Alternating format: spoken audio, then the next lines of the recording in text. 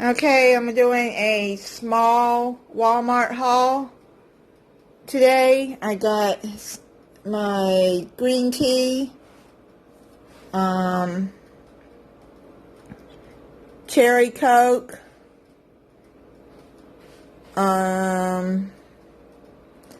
they didn't have any regular bananas. All they had was organic, so I had to get a bunch of organic bananas. Toilet paper. Yeah, I got this for my cats.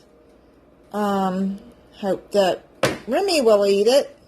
So, last them until they get, their Chewy order. I got some Coke Zero Energy. I drink that only when I'm like feeling really sluggish and I got things to do. Wonder Bread, and I got rechargeable battery charger and some rechargeable batteries. My son uses these for his Xbox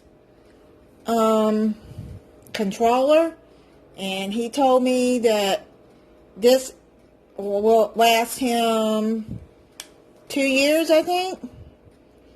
So, dang, this is going to be a whole lot better than buying batteries all the time for the cat's electronic toys. Alright. So that is it.